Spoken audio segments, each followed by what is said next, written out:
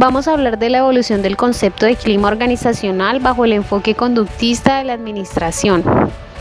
El clima organizacional se refiere al ambiente existente entre los miembros de la organización y está estrechamente ligado al grado de motivación de los empleados e indica de manera específica las propiedades motivacionales del ambiente organizacional.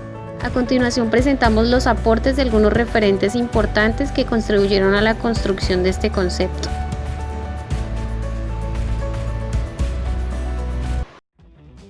Forehan y von Gilmer, 1964, definen al clima laboral como el conjunto de características que describen a una organización y que la distinguen de otras organizaciones.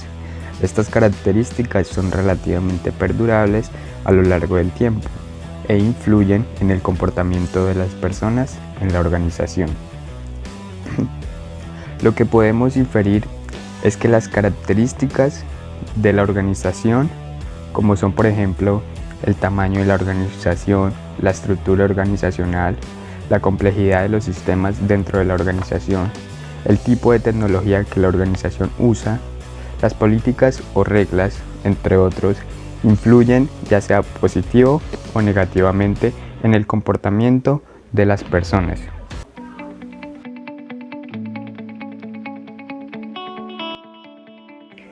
Hace referencia a cómo la organización o la empresa logra poner a su favor a los miembros que laboran en ella y así poder fortalecerse dentro de su entorno empresarial para poder afrontar las circunstancias que la rodean.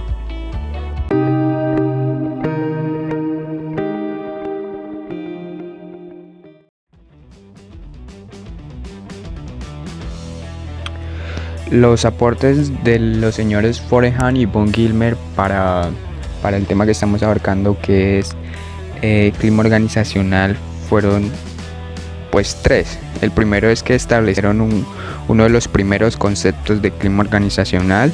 Dos, fueron los primeros en establecer un concepto con enfoque estructuralista del clima organizacional.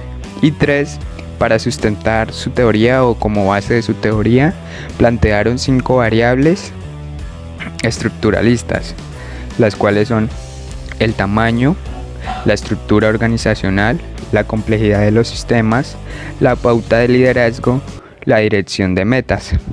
Estas 5 son como la base o la forma en que ellos sustentaron que estos factores, estas variables, eran las que afectaban el comportamiento de la persona dentro de la organización.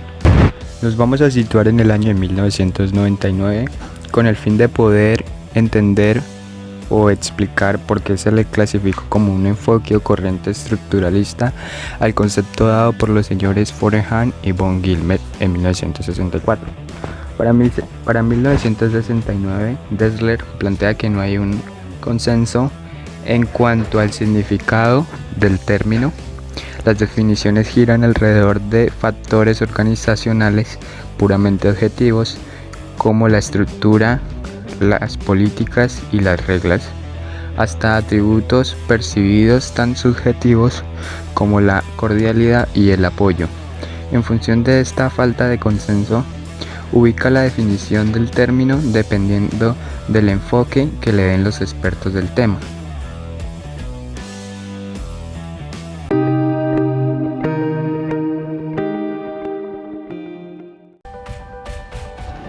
Bueno, la escuela conductista era un grupo de estudiosos de la administración que se reúnen y que aparte de la administración también son sociólogos y psicólogos, personas que estudian las relaciones humanas y la persona como tal y campos relacionados. Usan sus conocimientos para proponer formas más eficaces para dirigir a las personas dentro de las organizaciones, porque en ese momento se presenta una necesidad. El enfoque clásico que se estaba desarrollando ya no funcionaba y se empieza entonces a generar un nuevo enfoque denominado conductista, en el que se le presta más atención al comportamiento de las personas dentro de las organizaciones para empezar a buscar soluciones y lograr que estas personas tengan mayor rendimiento.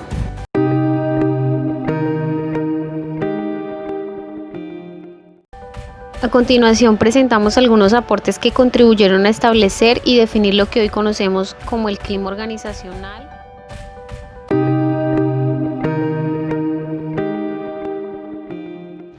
Abraham Maslow es un psicólogo y psiquiatra estadounidense nacido en Nueva York en el año de 1908.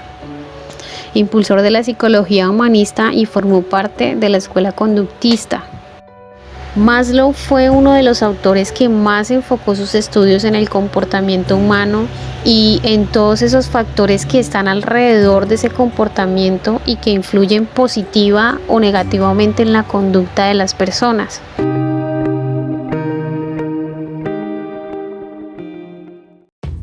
Maslow empieza a hacer toda una investigación acerca de las necesidades del ser humano y dentro de esas necesidades encuentra que hay dos muy importantes, que son las necesidades básicas y las necesidades elevadas o las necesidades de un carácter superior. Y lo siguiente que hace este autor es que dentro de todas esas necesidades que son consideradas básicas y superiores, las clasifica, las define y las organiza de modo jerárquico dentro de una pirámide. Dentro de esa pirámide, las necesidades básicas están en la base y las necesidades de carácter superior están en la cumbre o en la punta de la pirámide.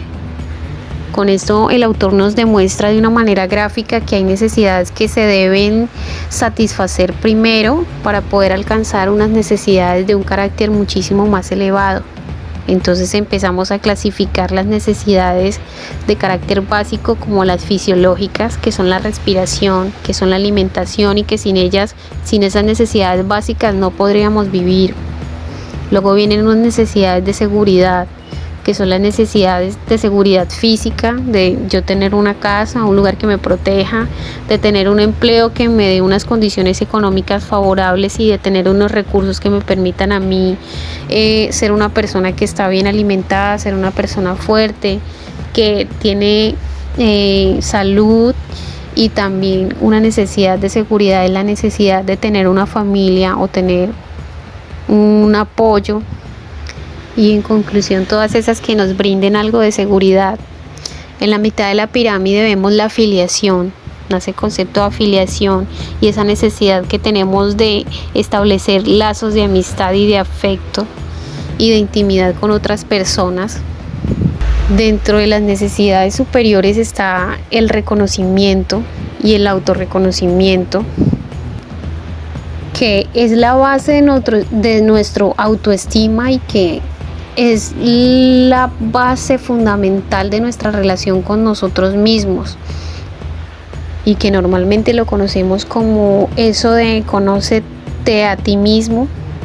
También está esa necesidad de la confianza, que básicamente es lo que es una consecuencia del autorreconocimiento, e igualmente el respeto.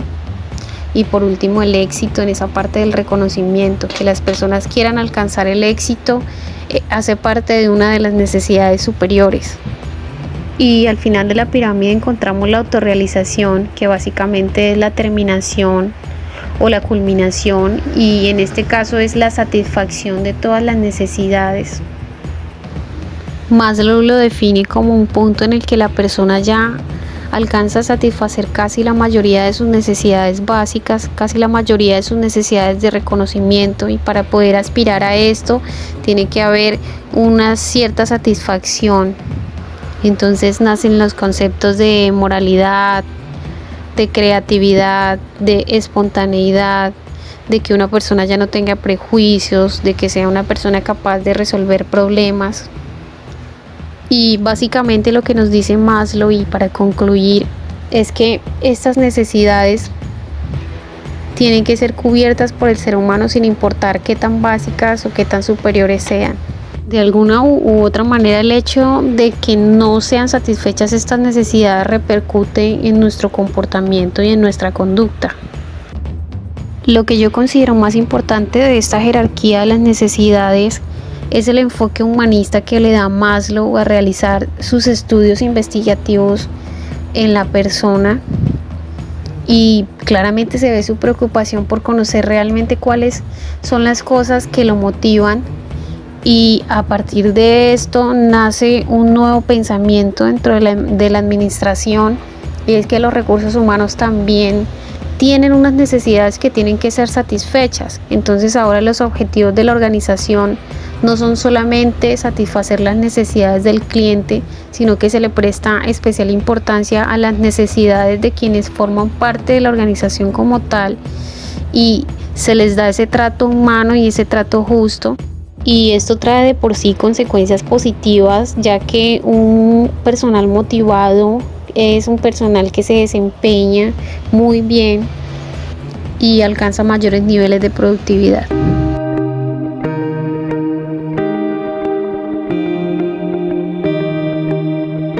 Friedrich Herzberg nace en el año de 1923 en la ciudad de Massachusetts, Estados Unidos.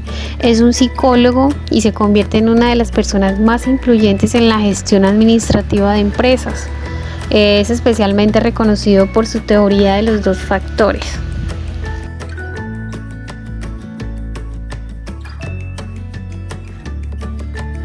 Dentro de los estudios realizados por Herzberg, formula la teoría de los 2 factores para explicar que existen factores dentro de una organización que pueden influir directamente en el comportamiento de los trabajadores, ya sea negativa o positivamente. Los factores que influyen positivamente son los factores de motivación. Dentro de los factores de motivación encontramos el reconocimiento y los logros.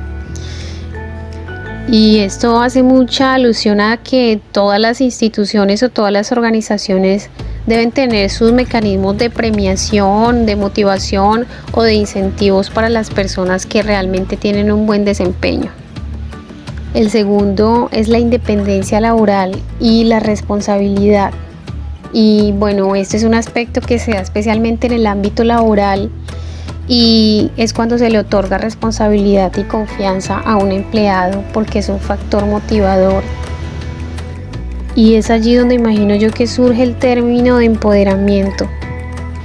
Entonces se le empiezan a ver a los empleados todas las habilidades y las competencias, y se les empiezan a dar cargos de muchísima más confianza. Esto genera dentro de su comportamiento niveles de satisfacción, que básicamente son el resultado de estos factores de motivación.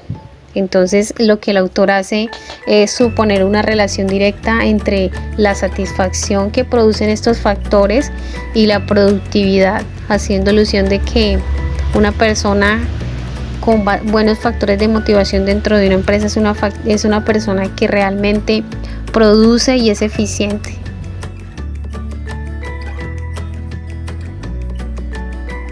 El segundo grupo de factores fue denominado factores de higiene. Estos factores eran los que causaban un poco de insatisfacción porque no podían ser controlados por el trabajador, sino que siempre eran medidos por la organización. Dentro de los factores de higiene encontramos, por ejemplo, el sueldo y los beneficios, que es considerado como una necesidad económica.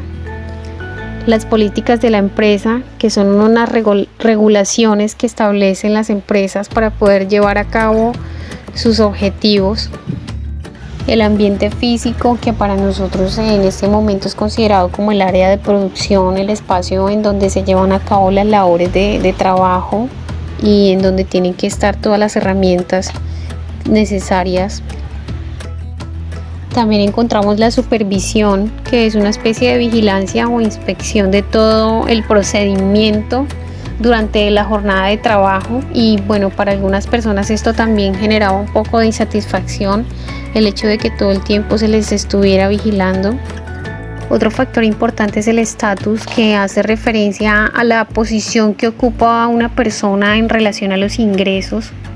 Otro factor importante es la seguridad laboral, que son una especie de medidas que se toman para minimizar los riesgos derivados del trabajo. En este caso, a las personas se les aseguraba en la salud y en la pensión.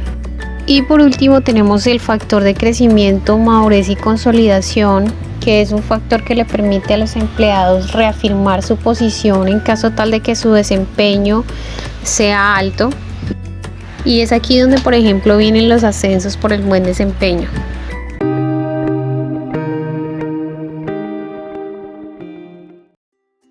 Contextualiza que el clima organizacional es como un proceso dinámico entre cientos de acciones claramente definidas que logran resaltar en los procesos más relevantes de los resultados que la conforman, por el cual es de suma importancia lograr entender con claridad la interacción que se debe tener en este proceso de contextualización realizado por Campbell.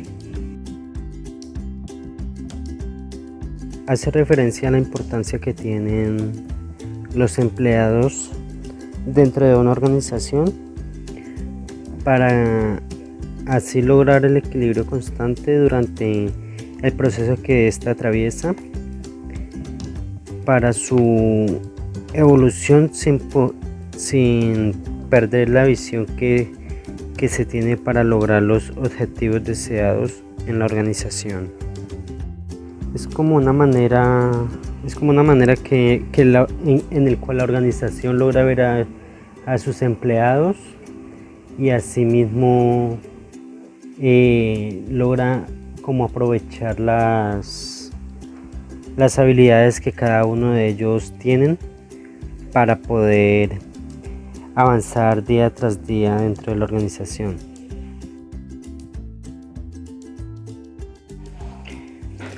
Campbell se preocupaba por las personas que laboraban dentro de una organización, ya que para él era importante el bienestar que se pudiera tener entre la organización, por el cual se podía ver afectada la empresa positiva o negativamente. Para eso era importante ver las necesidades personales y los valores que tenían los empleados y los empleadores, para así poder aportar con mayor satisfacción lo que se deseaba destacar en el momento.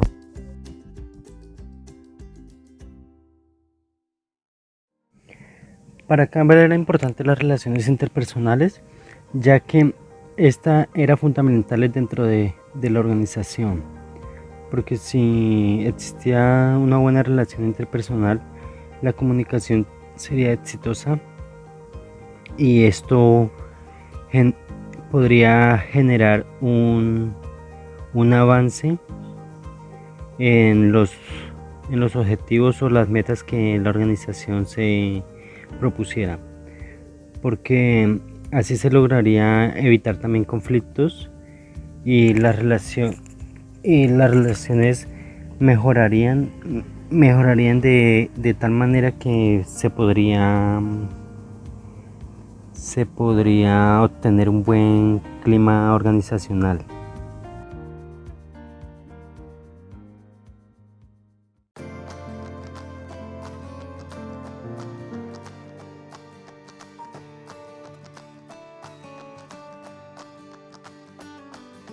Lo más importante de este aporte es que Campbell quería que comprendiéramos que estamos ubicados en un entorno o en un contexto natural del que no tenemos el control. Por lo tanto, es necesario que comprendamos cómo funciona este entorno como un sistema y cómo podemos utilizarlo a nuestro favor dentro de una organización.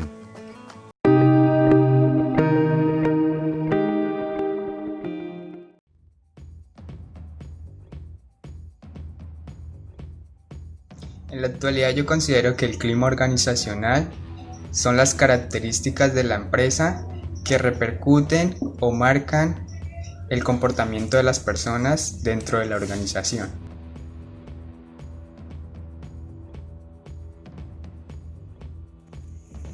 Un pésimo clima organizacional viví hace algunos años cuando viajé en busca de un mejor futuro, por el cual ingresé a trabajar en una microempresa en donde faltaba organización por parte de la administración, por falta de conocimientos y experiencias, el cual afectaba las labores diarias de cada uno de los integrantes que nos empleábamos allí. Duré poco tiempo y pasé la carta de renuncia. Al transcurso de unos años me enteré que esa sucursal la habían quitado por causa de la mala administración.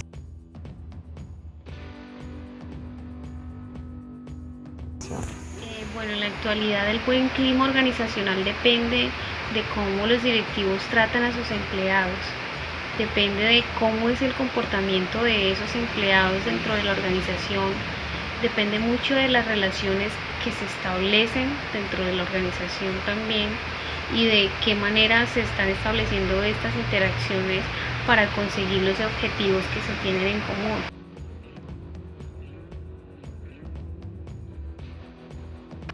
Me benefician en mucho, ya que con estos trabajos yo puedo generar una idea o conceptos de clima organizacional. También puedo conocer más de fondo los esquemas y los desarrollos de las teorías para poder definir el clima laboral, la motivación, el liderazgo y todo esto que influye en la organización, ya que recordemos que la organización también es un ser vivo y que dentro de ella el factor humano es muy importante para poder alcanzar los logros que ésta desea alcanzar. Y ya.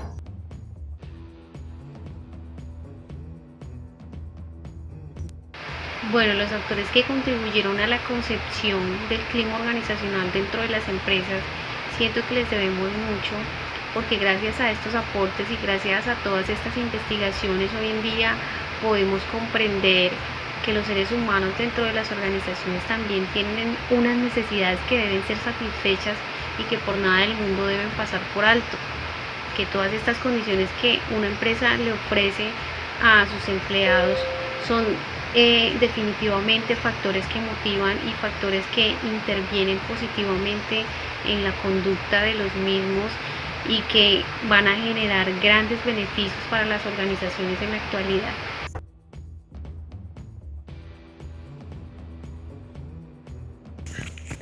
El trabajo de los autores antes mencionados nos ha beneficiado de diversas maneras, ya que gracias a ellos hemos podido entender que el buen clima organizacional dentro de una organización ayuda a fortalecer cada día más a nuestros empleados y empleadores. Si no existiera el trabajo de los autores antes mencionados, las organizaciones no se preocuparían por sus empleados que allí laboran. De esta manera considero que nos ha sido de gran utilidad para poder fortalecer nuestros conocimientos.